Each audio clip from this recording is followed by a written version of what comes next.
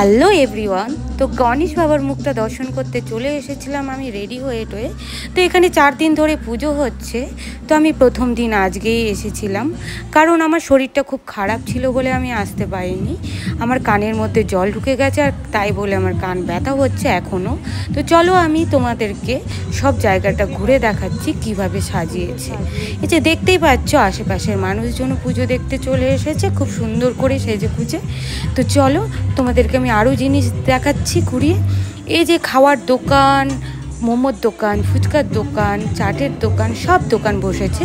আর যতদিন ধরে এখানে পুজো হচ্ছে ততদিন ধরে খাওয়ার খাওয়াচ্ছে, নিরামিষ খাওয়ার। পুজোর দিন বলে কথা, তো নিরামিষই হবে।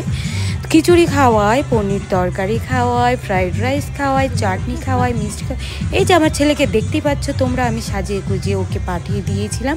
ওর বন্ধু বান্ধবদের সাথেও ভীষণ পুজো আনন্দ করেছে। এই যে এখানে চাউমিনের দোকান বসেছে, ছেলে বলল মোমো খাবে, তো মোমো খাওয়ালাম। এই যে দেখো এদিকে চলছে অনুষ্ঠান, দেখো প্রোগ্রাম চলছে। তো বাচ্চারা আবৃত্তি করছে, গান করছে, আর অর্কেস্ট্রার হচ্ছিল আজকে। দেখতেই পাচ্ছ সবাই মিলে বসে বসে প্রোগ্রাম দেখছিল। আর আমি বসতে পারিনি, কারণ আমার কানের ব্যথা ভীষণ অস্বস্তি হচ্ছিল। তাই বলে আমি একটু দর্শন করতে গেছিলাম, দর্শন করেই আমি বাড়িতে চলে এসেছিলাম।